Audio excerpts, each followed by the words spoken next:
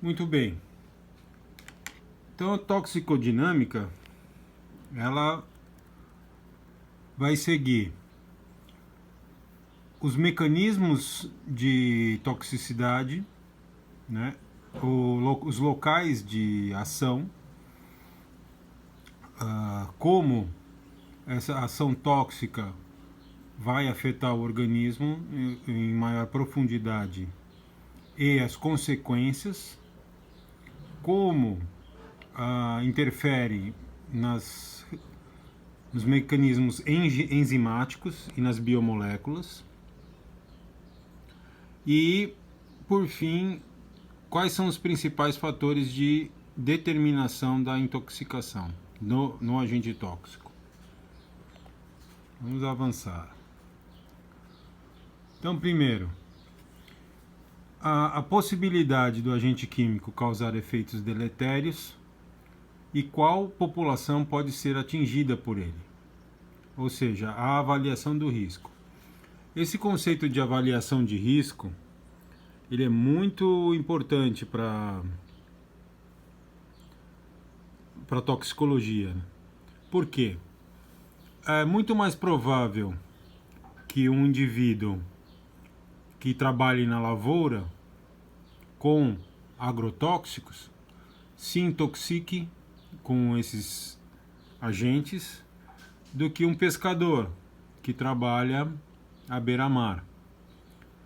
Em função do contato, a avaliação do risco, então, de cada indivíduo é diferente. Por isso é fundamental se entender como a sociedade e as pessoas trabalham com esses agentes tóxicos. Aonde eles estão presentes. Então, o agrotóxico está presente no alimento. O pescador ele pode ter uma intoxicação com agrotóxico via alimento.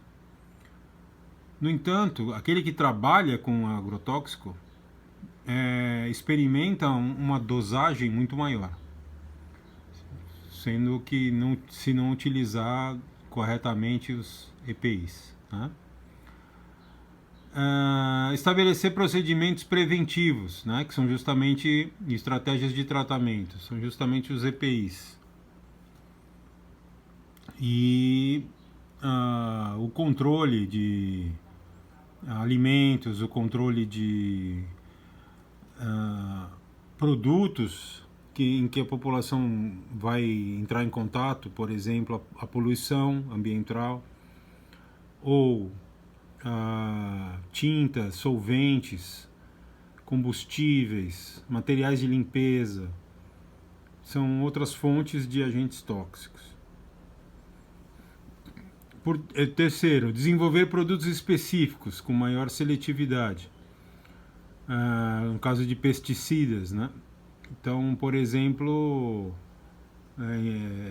pesticidas na lavoura, seja de monocultura ou de lavoura da família, familiar, deve-se observar a administração e o uso desses produtos. Deve estar de acordo com as indicações do fabricante, das boas práticas. Aí vai surgir um outro conceito importante, né, do agente tóxico, que são a dose letal e a dose efetiva. Então tá lá, a dose letal, o DL50, é quando existe a mortandade de 50% da população de animais de ensaio experimental. Então, por exemplo, se eu pego lá um cobaio e coloco um agente tóxico e 50% dessa população morre. Essa dose que eu dei, essa concentração e essa dose de agente tóxico vai se chamar dose letal 50. Tem também a dose letal 10, que é 10% da população. Já, além das doses letais, né, a gente pode determinar as doses efetivas ou eficazes no caso 50% ou 90% dos animais vão sofrer a ação desse agente tóxico. Com esses valores, que são valores experimentais, a gente consegue determinar dois índices: o índice terapêutico e o índice e a margem de segurança. Então estão aí as formulazinhas. Então bem simples, não tem muito o que pensar. Então o índice terapêutico, o que é? Vai ser o valor daquela substância que vai provocar, que pode provocar a ação desse agente tóxico em 50% da população. Por isso que a gente divide dose letal 50 por dose efetiva 50. Então, se a gente tem vou dar um exemplo, um agente tóxico muito perigoso, o que acontece? A dose letal é baixa, porque ele é muito potente, e a dose efetiva também. Então nós vamos ter um índice terapêutico baixo. Então quanto maior o valor do índice terapêutico, ou a margem de segurança de uma substância, menor será o risco de promover intoxicação. Como eu falei, se você tem uma droga muito potente, o índice terapêutico baixo. Se você tem uma droga pouco potente ou segura, você vai ter um índice terapêutico alto. Por quê? Porque você vai ter uma dose letal baixa e uma dose efetiva já maior. Então vai precisar de mais, né? E a margem de segurança, você tem o DL10 menos o DE90 dividido pelo DE90. Ou seja, se a sua dose letal é baixa, vai ter um número baixo, menos a dose efetiva um pouco mais alta, e aí o risco, sua margem de segurança menor, será menor o risco de promover intoxicação. Então você tem uma margem de segurança maior, certo? Então esse conceito aí é bom a gente treinar depois com valores práticos, para entender bem. Tipo de exposição. Então, dependendo da via, né, da farmacocinética, você vai ter um efeito do xenobiótico lá na molécula-alvo. Então aqui, que é a farmacodinâmica, né? A ação do xenobiótico na molécula-alvo, seja uma proteína, um ácido nucleico, um lipídio ou um receptor. Aí vem o conceito de agente tóxico, que é um agente tóxico bioquímico, um agente tóxico bloqueador de receptor, a hidrofilicidade, lipofilicidade, as diferentes tipos de pKa, certo? As propriedades físico-químicas. E aí o grau de seletividade. Então nós vamos ter substâncias mais seletivas e menos seletivas. O que eu quero dizer com isso? Por exemplo, agentes tóxicos que agem nos receptores nervosos. Eles vão agir lá nos receptores adrenérgicos e colinérgicos. Você tem uma especificidade maior. Já o álcool, por exemplo, ele vai agir de uma forma muito mais inespecífica, alterando potencial elétrico e funções de membrana. Por isso que o álcool tem vários efeitos, né? De humor, de controle, de memória, em vários centros nervosos.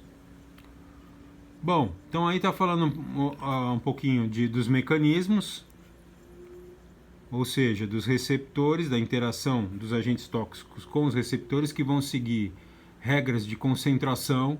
Então aqui a gente tem o número total de receptores, vai ser igual a essa concentração de receptores atingidos mais os não atingidos. E aí esses cálculos aí vão representar então o efeito, né? Então tá aqui, ó, tá tudo bem explicadinho. A concentração do agente toxicante, o efeito resultante, a interação de ligação. A interação de ligação é importante porque vai dar a magnitude da resposta. Se a gente tem ligações covalentes do agente tóxico com receptor, são interações mais fortes. Então você vai ter uma ação tóxica de mais longo prazo. Já interações mais fracas no receptor, você vai ter efeitos mais leves. Ele pode ser deslocado de uma forma mais efetiva. Com, então, com um grau de toxicidade menor. Então, interações de agentes tóxicos com receptores. Vai depender do tipo de ligação, da ação, da estrutura, atividade, né? A gente vê na química farmacêutica como REA, relação estrutura-atividade, e da polaridade desse agente tóxico. Então são três tópicos importantes que ele vai descrever aqui com exemplos, né?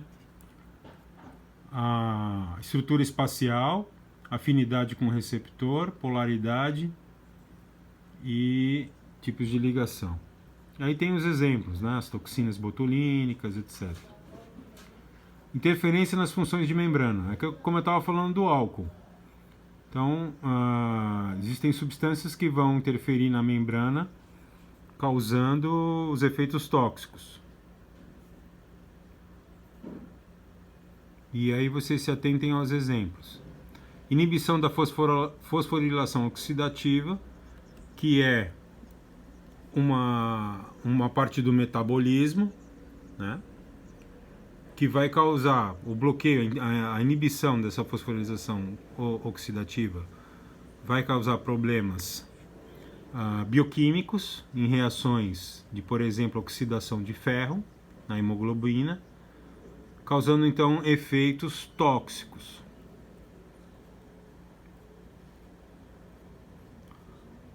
Já podemos passar para complexação com biomoléculas.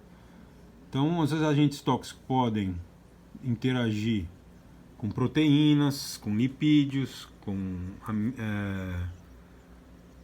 com enzimas, e vão causar danos, né, dependendo do grupo de proteínas, de lipídios que esses agentes tóxicos vão interagir. Por exemplo, as aflotoxinas, que são toxinas que aparecem nos fungos, produzidas por fungos, de alimentos, né? Amendoim, o amendoim quando fica velho, está úmido, e aí ele vai ser propício para o aparecimento de fungos, e esses fungos produzem essas aflotoxinas, que são cancerígenas, hepatotóxicas. Elas vão agir no fígado, alterando o metabolismo hepático, interagindo com os hepatócitos, o DNA dos hepatócitos, favorecendo o aparecimento de câncer. O paracetamol também é hepatotóxico. Como eu falei, a interação de toxinas com os ácidos nucleicos, né? Principalmente o DNA. Então vocês leiam direitinho. Lipídios, que estão presentes em membranas, né? Vão ser mecanismos de morte celular, peroxidação lipídica, porque a membrana é lipoproteica. a perturbação da homeostase cálcica, né, o cálcio é um mensageiro secundário e regula informações intracelulares, e toxinas podem perturbar essas mensagens e aí levar à morte celular. Então, a homeostase cálcica intracelular é importante e existem mecanismos que regulam essas mensagens secundárias para a produção de proteínas, etc. Fatores determinantes da intoxicação. Então, a toxicocinética, a toxicodinâmica interagem para avaliar o grau e a gravidade do efeito tóxico, né? E isso vai estar bem descrito dentro da avaliação do risco. Ok? Leiam então esse capítulo e façam um resumo. Um abraço.